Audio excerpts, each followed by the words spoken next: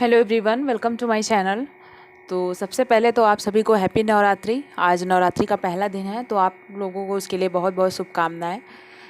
तो आज की इस वीडियो में देखिए हम लोग डिस्कस करने वाले हैं नेट का जो एग्ज़ाम हुआ था जनवरी में 2022 में। जनवरी में जो लास्ट अभी एग्ज़ाम हुआ था उसका जो पेपर हुआ था उसको आज हम देखने वाले हैं, जो प्रीवियस ईयर पेपर है।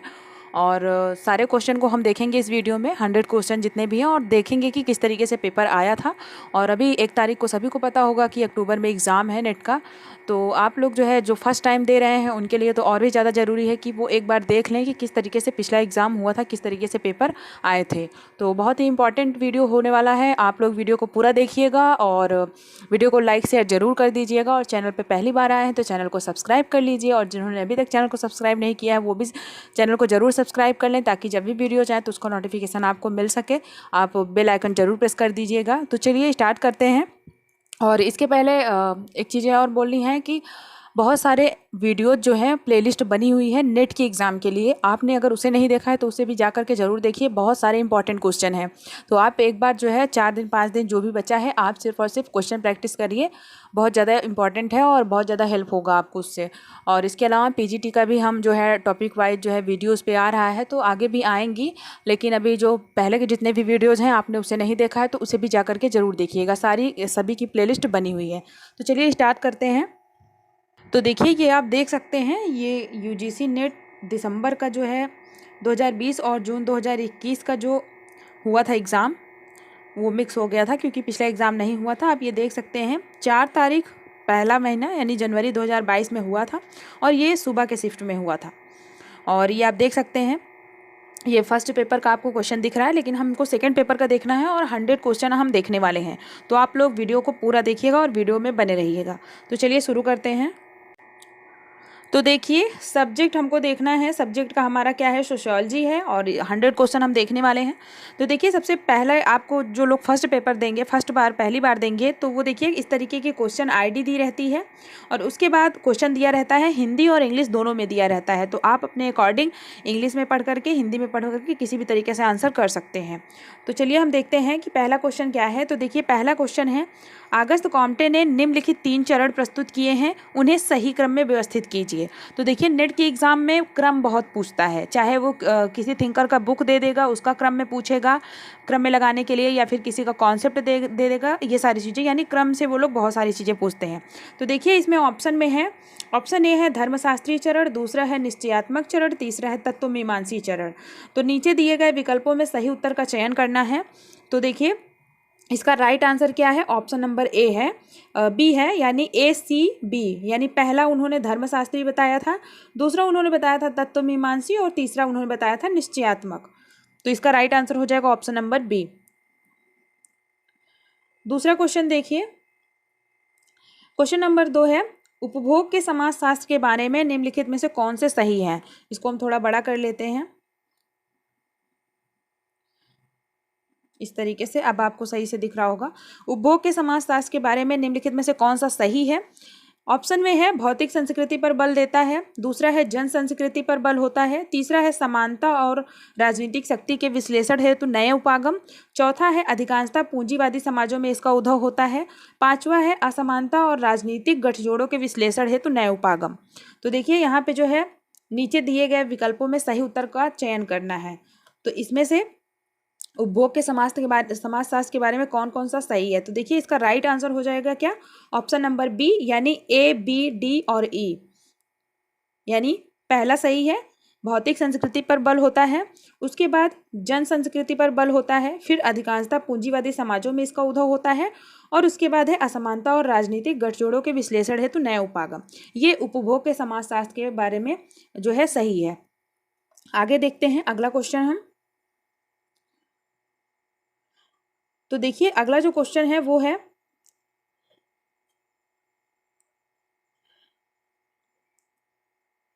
एक सेकेंड, अगला क्वेश्चन है, नीचे 2 कथन दिए गए हैं।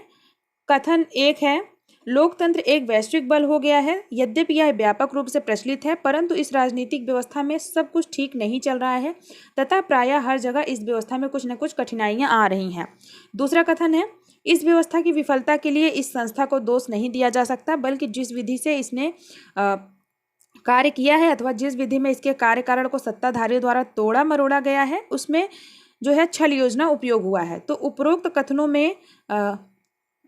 कथनों के आलोक में नीचे दिए गए विकल्पों में सबसे उपयुक्त उत्तर का चयन करना है। तो देखिए यहाँ पे जो है इसका राइट आंसर क्या होगा, both A and R are true and R is the correct explanation. यानी जो कथन ए है और कथन आर दोनों सही हैं और उसका जो है सही एक्सप्लेनेशन भी है। जो ऐसे ये कथन कारण वाले क्वेश्चन है इसको भी आप एक बार दो बार जरूर पढ़िएगा वीडियो को पॉज करके। उसके बाद अगला क्वेश्चन देखिए, 1 मिनट जो है हम नंबरिंग करते हैं ताकि हमें पता चले कि हम कितने क्वेश्चन देख रहे हैं। तो देखिए ये हमारा जो है क्वेश्चन 1 हो गया। उसके बाद ये क्वेश्चन नंबर 2 हो गया। ये जो है क्वेश्चन नंबर 3 हो गया। अब इसके बाद देखिए अगला क्वेश्चन हम देखते हैं, क्वेश्चन नंबर 4। ये जो है क्वेश्चन नंबर 4 हो जाएगा। निम्नलिखित राज्यों की वर्ष 2011 में की गई जनगणना के अनुसार शहरीकरण के उनके स्तर को अवरोही क्रम में व्यवस्थित कीजिए। तो शहरीकरण का जो है अवरोही क्रम में पूछा है। तो पहला है हिमाचल प्रदेश, दूसरा है तमिलनाडु, तीसरा है गुजरात, चौथा है हरियाणा, पांचवा है पंजाब। तो नीचे दिए गए विकल्पों में सही उत्तर का चयन करना है। तो अवरोही क्रम में कौन कौन से शहर हैं, तो देखिए इसका राइट आंसर क्या है, ऑप्शन नंबर बी है। यानी सबसे पहले कौन सा रहेगा, सबसे पहले रहेगा तमिलनाडु, उसके बाद है दूसरा गुजरात, तीसरा क्या है पंजाब और चौथा क्या है हिमाचल प्रदेश।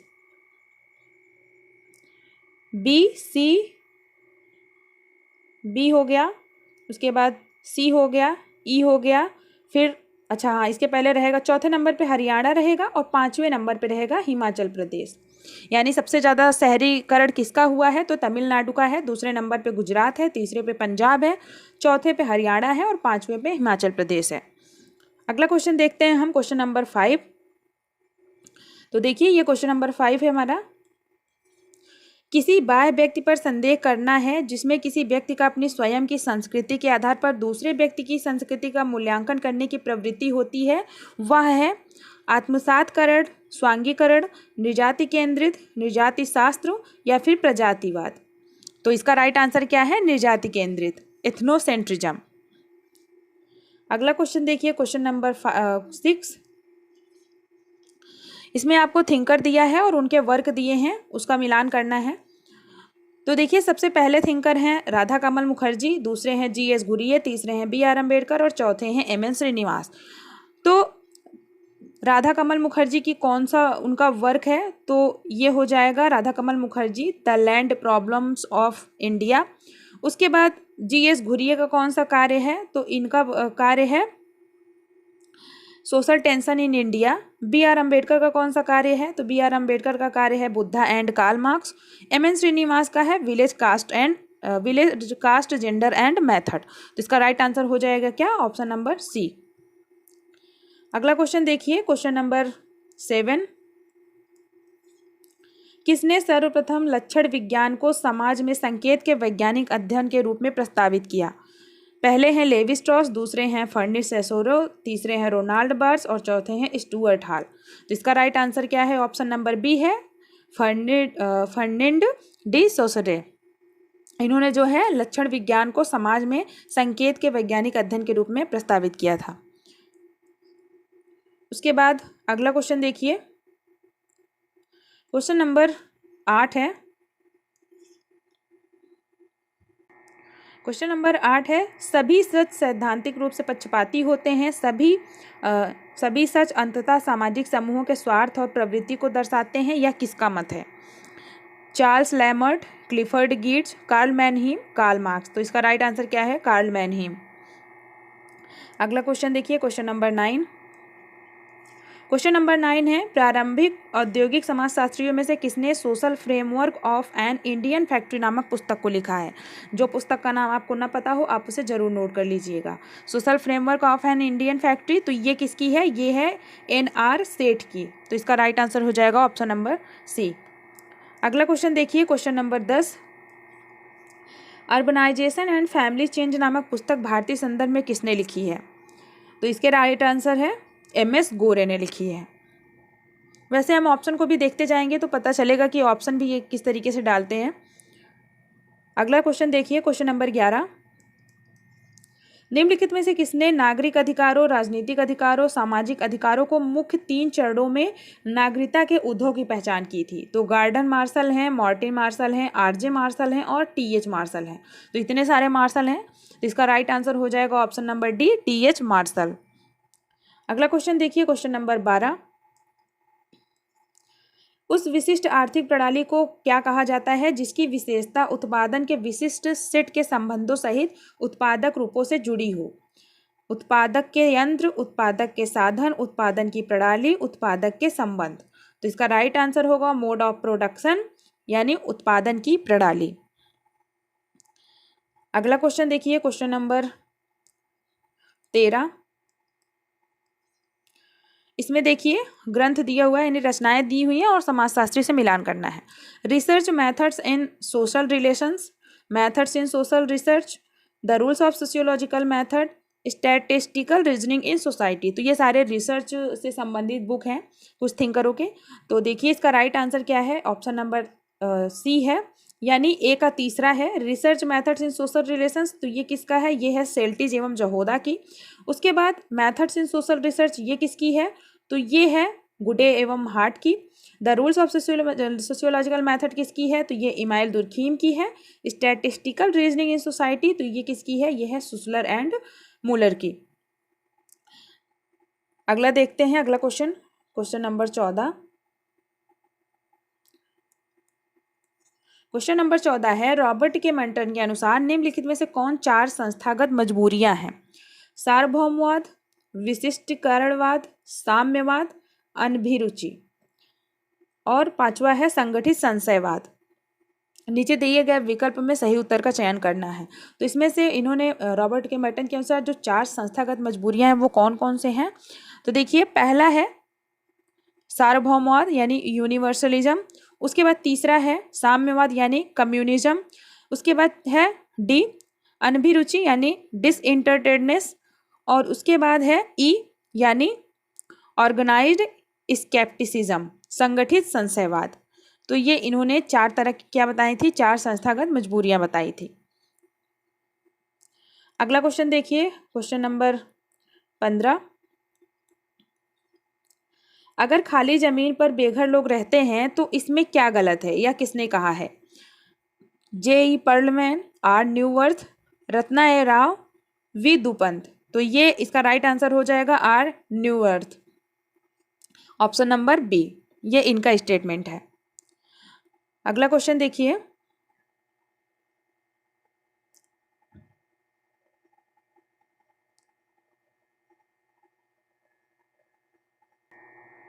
Question number 16। इसका पीडीएफ टेलीग्राम चैनल पे शेयर कर देंगे, आप लोग वहाँ से जो है देख सकते हैं। क्वेश्चन नंबर 16 है, निम्नलिखित में से कौन से राष्ट्र को कमजोर करने वाले कारक हैं? पहला है राष्ट्रोत्तर सदस्यता का उत्थान, दूसरा है अंतर्राष्ट्रीय निगमों का बढ़ता महत्व, तीसरा है प्रथम राष्ट्रों के अधिकारों में घटती राजनीतिक अभिरुचि, चौथा है सुपर नेशनल संस्थाओं की बढ़ती शक्ति, पांचवा है शासन की सुगम प्रक्रिया। तो इसमें से कौन से ऐसे कारक हैं जो कि राष्ट्र को कमजोर करते हैं? तो देखिए जो पहला है राष्ट्रोत्तर सदस्यता का उत्थान, ये है पहला कारक। दूसरा भी है अंतर्राष्ट्रीय निगमों का बढ़ता महत्व, उसके बाद है सुपर नेशनल संस्थाओं की बढ़ती शक्ति, यानी ए, बी और डी। इसका जो है राइट आंसर हो जाएगा ऑप्शन नंबर ए। अगला क्वेश्चन देखिए, क्वेश्चन नंबर 17। क्वेश्चन नंबर 17 है, काउंट जोसेफ आर्थर डी गोबिनेउ निम्नलिखित में से किस विषय पर किए गए अपने कार्य के लिए प्रसिद्ध हैं? तो ये आप देख सकते हैं कि मतलब ऐसे ऐसे क्वेश्चन पूछे जाते हैं। ऐसा नहीं है कि नेट का पेपर बहुत इजी है, बहुत इजी नहीं है, बहुत टफ है। क्योंकि आप लोग बस हम लोग जो भी लोग जो पढ़ते हैं जिनको नहीं पता है तो वो नॉर्मल वही दुर्खीम, वही वेबर, यही सारी चीज़ें रटते हैं। लेकिन ऐसे ऐसे थिंकर का बुक पूछ लेता है, ऐसे ऐसे थिंकर के कॉन्सेप्ट पूछ लेते हैं कि आप जो है उसको कभी देखे भी नहीं होते हैं। तो ये अपने किस कार्य के लिए प्रसिद्ध हैं? तो देखिए ऑप्शन में है निर्जातीयता, लिंग यानी जेंडर, प्रवसन और नस्लवाद। तो ये रेसिज्म यानी नस्लवाद के लिए प्रसिद्ध हैं। अगला क्वेश्चन देखिए, क्वेश्चन नंबर 18। उस विचार को क्या कहा जाता है जिसका संबंध मार्शल मैक्लुहान से है, जिन्होंने विद्युत संचार को भी विश्व को सुसंगत एकल समुदाय में जोड़ने वाले के रूप में देखा है? तो पहला है वैश्विक शहर, दूसरा है वैश्विक नेटवर्क, तीसरा है वैश्विक उत्थान और चौथा है वैश्विक गांव। तो इसका राइट आंसर क्या होगा? ग्लोबल विलेज, वैश्विक गांव। अगला क्वेश्चन देखिए, क्वेश्चन नंबर 19। देखिए वीडियो अगर ज़्यादा लंबा होगा तो इसको जो है हम इसका दूसरा पार्ट बना देंगे, क्योंकि मेरे फ़ोन में इतनी ज़्यादा स्पेस नहीं रहती है, तो इसलिए वीडियो जो है ज़्यादा लंबा बना नहीं पाते हैं। और मेरे पास इतनी ज़्यादा सुविधाएं हैं नहीं कि लैपटॉप हो या फिर कुछ चीज़ें हो जिसमें मैं सारी चीज़ें अच्छे से कर पाऊँ, तो इसलिए प्रॉब्लम है थोड़ी सी। तो आप लोग इसका जो है, अगर लंबी वीडियो हो जाएगी तो इसे मैं जो है 2 पार्ट में कर दूंगी। आप लोग लेकिन सारे क्वेश्चन को जरूर देखिएगा। अगला क्वेश्चन है क्वेश्चन नंबर 19। बी.आर. अम्बेडकर की कृतियों को उनके सही काल क्रमानुसार व्यवस्थित कीजिए। तो देखिए यहाँ पे बी.आर. अम्बेडकर की जो बुक्स हैं उसको क्रम में लगाने के लिए दिया हुआ है। Who were Shudras, annihilation of caste, caste in India, their mechanism, genesis and development, the untouchables, who were they and why they become untouchables। तो इसको क्रम में लगाना है। तो देखिए इसका राइट आंसर क्या है? ऑप्शन नंबर सी है, यानी सबसे पहले इनकी कौन सी पुस्तक आई थी?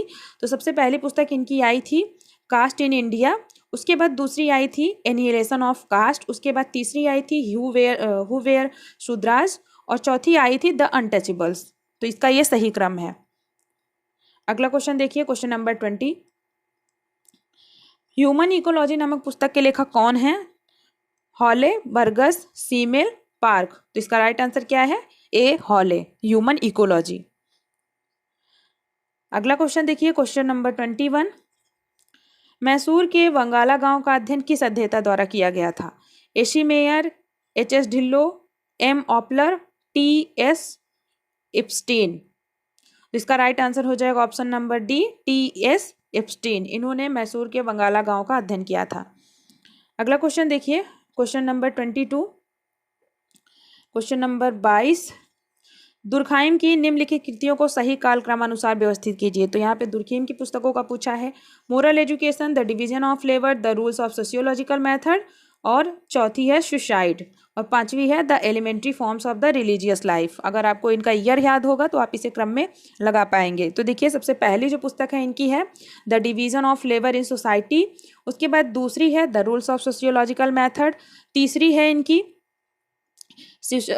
है सुसाइड, और उसके बाद चौथी है the elementary forms of religious life, और पांचवी है मोरल एजुकेशन। अगला क्वेश्चन देखिए, क्वेश्चन नंबर 23। Question number 23। तो इसमें भी कुछ पुस्तकें दी हुई हैं और उनके लेखक को बताना है। The elementary forms of religious life, तो आप सभी को पता होगा ये है एमाइल दुर्खीम की। Religion and society among the Coorg of south India, तो ये है एम.एन. श्रीनिवास की। द साइंस ऑफ कल्चर, तो ये है किसकी? लेस्ली वाइट की है। द नेचर ऑफ कल्चर, ये है क्रोबर की। तो इसके बाद इसका राइट आंसर क्या हो जाएगा? Option number C. ये देखिए जैसे पहले से यहाँ पे आंसर लगा हुआ है और आयोग का जो आंसर की था उसके अकॉर्डिंग लगा हुआ है, तो गलत नहीं है। अगला देखिए क्वेश्चन नंबर 24। क्वेश्चन नंबर 24 है सूची 1 को सूची 2 से सुमेलित करना है। इसमें कुछ अवधारणाएं, कुछ कॉन्सेप्ट दिए हुए हैं और कुछ समाजशास्त्री हैं। तो सर्वहारा का कॉन्सेप्ट किसने दिया था? तो ये दिया था कार्ल मार्क्स ने। पूंजीवाद की विचारधारा किसकी है? तो ये है मैक्स वेबर की। श्रम का विभाजन, ये है इमाइल दुर्खीम के। आदान प्रदान यानी जजमानी व्यवस्था से कौन संबंधित है? तो W.H. वाइजर संबंधित है, विलियम वाइजर। अगला क्वेश्चन देखिए, question number 25।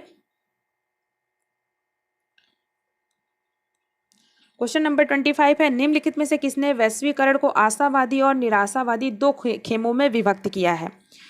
Anthony Giddens, George रिटजर, Emmanuel वालेस्टीन और मैकडोनेल। तो इसका राइट आंसर हो जाएगा क्या? मैकडोनल। इन्होंने वैश्वीकरण को आशावादी और निराशावादी 2 खेमों में विभक्त किया है, यानी बांटा है। अगला क्वेश्चन देखिए, क्वेश्चन नंबर 26। क्वेश्चन नंबर 26 है नृजाति समाज ने नृजाति एकीकरण के कौन से 3 प्राथमिक प्रतिमानों को अपनाया है? पहला है पर संस्कृति ग्रहण यानी अकल्चरेशन, दूसरा है आत्मसात्करण यानी एसिमिलेशन, तीसरा है सलाद कटोरी प्रारूप यानी बाउल मॉडल, और चौथा है घरिया यानी मेल्टिंग पॉट। तो इसमें से नृजाति समाज ने नृजाति एकीकरण के कौन से 3 प्रतिमान अपनाए हैं? आगे और भी है। पांचवा है सांस्कृतिक बहुलवाद। तो इसका विकल्प में सही उत्तर देना है। तो देखिए इसका राइट आंसर हो जाएगा ऑप्शन नंबर डी है, बी, डी और ई, यानी एसिमिलेशन, मेल्टिंग पॉट और सांस्कृतिक बहुलवाद। अगला क्वेश्चन देखिए, क्वेश्चन नंबर 27। क्वेश्चन नंबर 27 है, हिंदू विवाह संस्कार में किन अनुष्ठानों की श्रृंखला होती है? कन्यादान, प्रजापत्य, विवाह हवन, पाणी ग्रहण, सप्तपदी।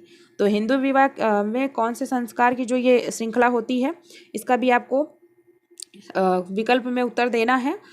तो देखिए इसमें जो है सबसे पहले होगा कन्यादान, उसके बाद होगा विवाह हवन, नंबर 1 ये है, नंबर 2 ये है, उसके बाद है पाणी ग्रहण नंबर 3 पे, और चौथा है सप्तपदी। अगला क्वेश्चन है क्वेश्चन नंबर 28। मिथ एवं एंड मीनिंग के लेखक कौन है? Radcliffe Brown, B Malinowski, Claude Levi Strauss, S F. Nadel. तो इसके राइट आंसर होगा option number C, Claude Levi Strauss myth and meaning के लेखक हैं। अगला क्वेश्चन है क्वेश्चन नंबर 29। निम्नलिखित प्रौद्योगिकी क्रांतियों को उनके होने के काल क्रमानुसार व्यवस्थित कीजिए। मुद्रण क्रांति, हरित क्रांति, औद्योगिक क्रांति और जैव प्रौद्योगिकी क्रांति। तो देखिए सबसे पहले होगा मुद्रण क्रांति, उसके बाद होगा औद्योगिक क्रांति, फिर होगा हरित क्रांति और उसके बाद चौथा होगा जैव प्रौद्योगिकी। अगला क्वेश्चन है क्वेश्चन नंबर 30। क्वेश्चन नंबर 30, निम्नलिखित में से कौन सी इरावती कर्वे की कृति नहीं है? पहला है हिंदू सोसाइटी एंड इंटरप्रिटेशन, दूसरा है hierarchy and marriage alliance in south India, तीसरा है रिलीजियस कॉन्शियसनेस, चौथा है किंशिप ऑर्गेनाइजेशन इन इंडिया और पांचवा है Yuganta the end of an epoch. तो इसका भी आपको विकल्प में उत्तर देना है। तो यहाँ पे देखिए ऑप्शन में क्या है आंसर, बी और सी केवल, यानी hierarchy and marriage alliance in south India और तीसरी है रिलीजियस कॉन्शियसनेस। तो ये जो है इनकी नहीं है, इरावती कर्वे की पुस्तक नहीं है। अगला क्वेश्चन देखिए क्वेश्चन नंबर 31। क्वेश्चन नंबर 31, पीपा नोरिस के अनुसार अंकीय विभाजन यानी डिजिटल डिवाइड में 3 कौन से भिन्न पहलू हैं? वैश्विक विभाजन ग्लोबल डिवाइड, स्थानीय विभाजन लोकल डिवाइड, सामाजिक विभाजन सोशल डिवाइड, या फिर लोकतांत्रिक विभाजन यानी डेमोक्रेटिक डिवाइड, या फिर आर्थिक विभाजन यानी इकोनॉमिक डिवाइड। तो इसमें से कौन से 3 भिन्न पहलू हैं पीपा नोरिस के अनुसार? तो देखिए इसका राइट आंसर क्या है, ऑप्शन नंबर बी है, यानी वैश्विक विभाजन, सामाजिक विभाजन और लोकतांत्रिक विभाजन। अगला क्वेश्चन देखिए क्वेश्चन नंबर 32। इसमें भी चिंतक हैं और उनकी अवधारणाएं हैं। तो पहले हैं रॉबर्ट मिशेल, इनकी कौन सी अवधारणा है? तो इनकी अवधारणा है अल्पतंत्र का बड़ा कानून। दूसरे हैं स्टीवन ल्यूक्स, तो इनका कॉन्सेप्ट कौन सा है? इनका कॉन्सेप्ट है मानव अभिकरण यानी एजेंसी के रूप में शक्ति। फिर हैं तीसरे एंथनी गिडेंस, तो इनका कॉन्सेप्ट है शक्ति की निर्भरता तथा प्रभुत्व के रूप में। माइकल फूको जो है इनका कॉन्सेप्ट है प्रमुख एक रूप में शक्ति। अगर आपको हिंदी में ना समझ में आए तो आप इंग्लिश में देख लीजिएगा, power as domination, power as dependency, ये सारी चीजें। अगला क्वेश्चन देखिए question number 32। Question number 32, R Wallis के अनुसार 3 व्यापक श्रेणियां विश्व स्वीकृत आंदोलन, विश्व अस्वीकृत आंदोलन और विश्व समावेशित आंदोलन निम्नलिखित में से किसके साथ संबंध है? मूल्योन्मुख आंदोलन, नवयुगीन आंदोलन, नव धार्मिक आंदोलन या फिर नव सामाजिक आंदोलन। तो राइट आंसर इसका क्या है? नव धार्मिक आंदोलन। अगला क्वेश्चन देखिए, क्वेश्चन नंबर 33 है। क्वेश्चन नंबर 33 है, शक्ति किस पर प्रभुत्व रखती है? आज्ञाकारिता, प्रसिद्धीकरण, अधीनता, स्वीकरण। नीचे दिए गए विकल्पों में सही उत्तर का चयन करना है। तो देखिए इसका राइट आंसर होगा केवल ए और सी, यानी आज्ञाकारिता और अधीनता। शक्ति जो होती है वो आज्ञाकारिता यानी इसमें आज्ञा देते हैं, या फिर अधीनता यानी अपने अधीन में जो है काबू रखती है, उस पर प्रभुत्व रखती है। अगला क्वेश्चन देखिए, क्वेश्चन नंबर 34, निम्नलिखित प्रकारवादियों को उनके द्वारा दिए गए योगदान के कालक्रम के अनुसार व्यवस्थित कीजिए। आप देख सकते हैं कि कितने सारे कालक्रम पूछता है। A.R. Radcliffe Brown, B Malinowski, Emile Durkheim, R.K. Merton, Talcott Parsons. नीचे दिए गए विकल्पों में सही उत्तर का चयन करना है। तो सबसे पहला जो होगा प्रकारवादी वो कौन होगा? वो होंगे इमाइल दुर्खीम नंबर 1 पे। उसके बाद दूसरे होंगे मेलनोवस्की। उसके बाद तीसरे हैं रेडक्लिफ ब्राउन, फिर हैं चौथे टालकट पार्सन्स और पांचवे हैं R.K. मर्टन। ये इनका कालक्रम है और सारे प्रकारवादी हैं। मेलनोवस्की क्या है? ये एक जो है मानवशास्त्री प्रकारवादी हैं। अगला क्वेश्चन देखिए, क्वेश्चन नंबर 35,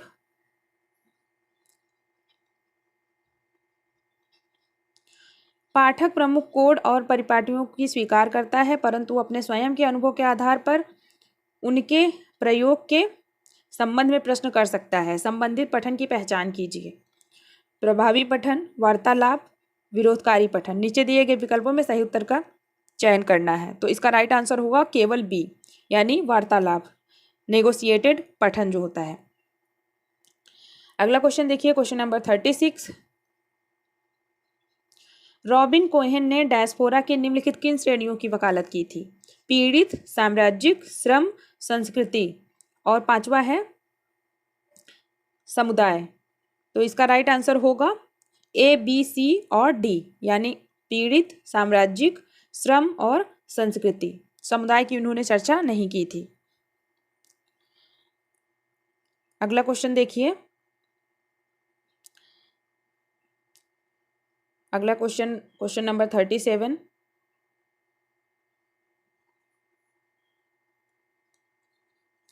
निम्नलिखित में से किसके आधार पर दुर्खीम के अनुसार व्यवस्थापन, वर्गीकरण और व्याख्या करने को विज्ञान होने का दावा करना संभव है? एक्सटर्नैलिटी, और उसके बाद फाल्सिफिएबिलिटी, इंटरनलिटी, सब्जेक्टिविटी। तो इसका राइट आंसर क्या है? एक्सटर्नलिटी यानी बाहरीपन जो होता है। अगला क्वेश्चन देखिए, क्वेश्चन नंबर 37, क्वेश्चन नंबर 38 है, नंबरिंग दिमाग से निकल जाता है। 38 है, उद्योग में नवीन विचारों के अनुसार मानव कार्य को क्या माना जाता है? ऑप्शन में देखिए, पूर्ण तरह आर्थिक गतिविधि के रूप में नहीं। उसके बाद दूसरा है उपरोक्त में से कोई नहीं। तो इसका राइट आंसर क्या है? बोथ 1 और 2 क्या है? दोनों। अगला क्वेश्चन देखिए, क्वेश्चन नंबर 39,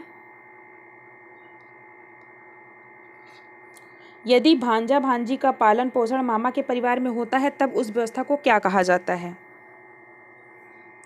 मातुल स्थानिक आवास, मातृ स्थानिक आवास, नव स्थानिक आवास या फिर पितृ स्थानिक आवास।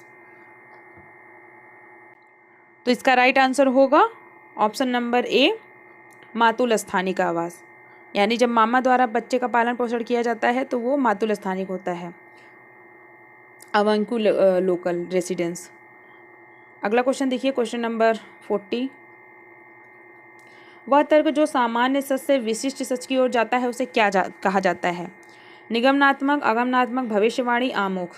तो इसका राइट आंसर क्या है? डिडक्टिव, निगमनात्मक। ये सामान्य से विशिष्ट की ओर जाता है, और जो विशिष्ट से सामान्य की ओर जाता है वो क्या कहलाता है? इंडक्टिव कहलाता है, आगमन कहलाता है। अगला क्वेश्चन देखिए, क्वेश्चन नंबर 41,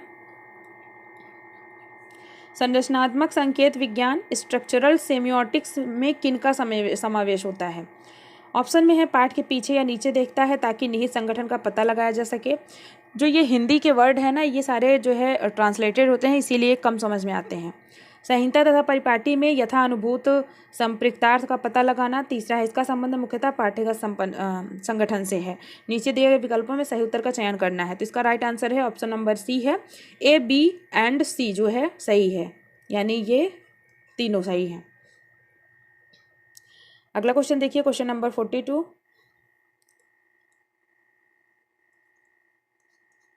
निम्नलिखित में से किस पर्यावरणविद को सतत विकास, लोकतंत्र और शांति के क्षेत्र में योगदान हेतु 2004 में शांति का नोबेल पुरस्कार दिया गया था?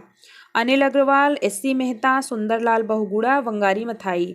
तो राइट आंसर इसका है वंगारी मथाई। इनको जो है 2004 में शांति का नोबेल पुरस्कार दिया गया था। किस क्षेत्र में दिया गया था? तो पर्यावरणविद को सतत विकास, लोकतंत्र और शांति के क्षेत्र में। अगला क्वेश्चन देखिए, क्वेश्चन नंबर 43। यह किसने माना कि सामाजिक संरचना में व्यक्ति का व्यक्ति के साथ सभी सामाजिक संबंध वास्तव में यथार्थ संबंध होते हैं? Radcliffe Brown, M Ginsberg, R K Merton, Raymond Firth. Right answer है ए.आर. Radcliffe Brown. अगला क्वेश्चन देखिए, क्वेश्चन नंबर 44।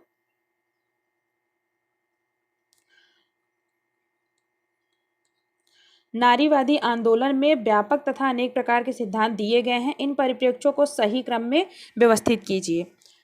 मार्क्सवादी नारीवादी, उत्तराधुनिक नारीवादी, उदारवादी नारीवादी, श्याम अश्वेत नारीवाद यानी जो ब्लैक फेमिनिज्म, उग्र नारीवादी। इनको सही क्रम में लगाना है।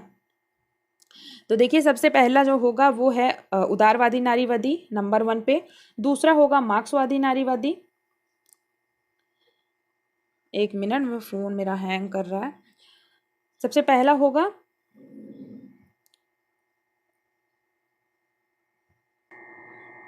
तो देखिए, सबसे पहला जो होगा वो होगा उदारवादी नारीवादी, नंबर 1 पे। उसके बाद दूसरा होगा मार्क्सवादी नारीवादी। उसके बाद तीसरा होगा उग्रवादी, उग्र नारीवाद। चौथा होगा श्याम और यानी अश्वेत और जो ब्लैक फेमिनिज्म नारीवाद है वो, नंबर 4 पे। उसके बाद है बी यानी उत्तर आधुनिक, ये सबसे लास्ट में आएगा 5वें नंबर पे। पेन सही से मेरा काम नहीं कर रहा है, पता नहीं क्यों। नंबर 5 पे ये आएगा। तो ये क्वेश्चन नंबर था।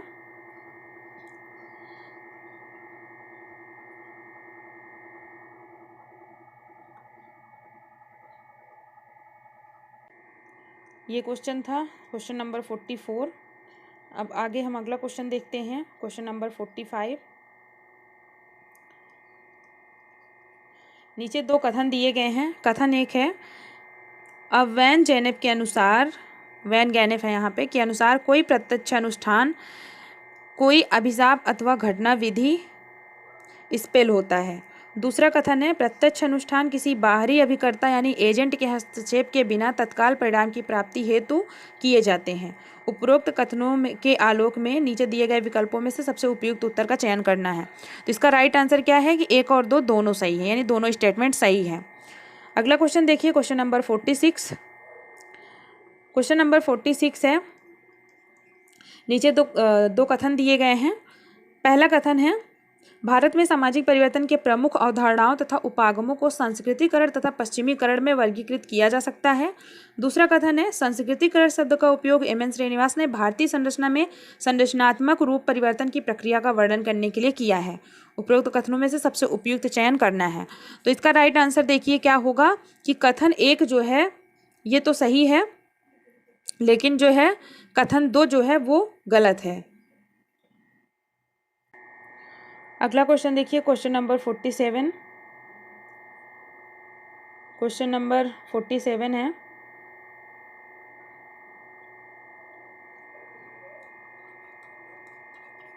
भारत सरकार के वर्ष 2020 के सर्वेक्षण के अनुसार निम्नलिखित में से कौन से 2 शहर सर्वाधिक स्वच्छ शहर हैं? चंडीगढ़, इंदौर, नवी मुंबई, सूरत। तो सबसे स्वच्छ जो 2 शहर हैं वो है, पहले नंबर पे है इंदौर जो कि 5 साल से लगातार नंबर 1 पे है, और उसके बाद दूसरी है सूरत। अगला क्वेश्चन देखिए, क्वेश्चन नंबर 48। मेगा शहर उसे कहते हैं जिसकी आबादी होती है 1 मिलियन या उससे अधिक, 10 मिलियन या उससे अधिक। तो इसका राइट आंसर क्या होगा? 10 मिलियन। 10 मिलियन या उससे अधिक होता है तो उसे क्या कहा जाता है? मेगा सिटी कहा जाता है। अगला क्वेश्चन देखिए, क्वेश्चन नंबर 49। समताप मंडल में ओजोन परत की क्षीणता उत्तरदायी है हैजा, कार्बन डाइऑक्साइड की बढ़ोतरी, सल्फर डाइऑक्साइड में बढ़ोतरी, त्वचा कैंसर। इसका राइट आंसर होगा स्किन कैंसर यानी त्वचा कैंसर। समताप मंडल में जो ओजोन परत की क्षीणता होती है उसकी वजह से क्या होता है? त्वचा कैंसर, स्किन कैंसर ज़्यादा हो रहे हैं। अगला क्वेश्चन देखिए, question number 50। Question number 50। Hindu जीवन पद्धति के अनुसार निम्नलिखित को सही क्रम में व्यवस्थित कीजिए। गृहस्थ आश्रम, संन्यास आश्रम, ब्रह्मचर्य आश्रम, वानप्रस्थ आश्रम। तो सबसे पहले इसमें कौन सा सही क्रम होगा? तो सबसे नंबर 1 पे होगा ब्रह्मचर्य आश्रम, उसके बाद होगा गृहस्थ आश्रम, उसके बाद तीसरे नंबर पे होगा संन्यास आश्रम, वानप्रस्थ होगा तीसरे नंबर पे, और चौथे पे होगा संन्यास आश्रम। तो ये 50 क्वेश्चन हमने जो है सॉल्व कर लिए। लगभग आधे घंटे का वीडियो हो गया है। तो मुझे एडिट करने में बहुत ज़्यादा प्रॉब्लम होती है क्योंकि मेरे फ़ोन में इतना स्पेस नहीं है और जगह नहीं रहती, इसलिए आगे अभी ऑटोमेटिक बंद हो जाएगा रिकॉर्डिंग। तो इसलिए अब 50 क्वेश्चन हमने सॉल्व कर लिए हैं। 50 क्वेश्चन हम आगे वाले वीडियो में देखेंगे। तो आप लोग इस वीडियो को पूरा जो है शेयर करिएगा सबके साथ और वीडियो को लाइक ज़रूर करिएगा। और इसके अलावा अगर अभी तक चैनल को सब्सक्राइब नहीं किया है तो प्लीज़ चैनल को सब्सक्राइब कर लीजिएगा और टेलीग्राम चैनल से ज़रूर जुड़िएगा। आपको अगर ये PDF चाहिए तो आप लोग कमेंट बॉक्स में ज़रूर बताइएगा, आपको वहाँ पर मिल जाएगा।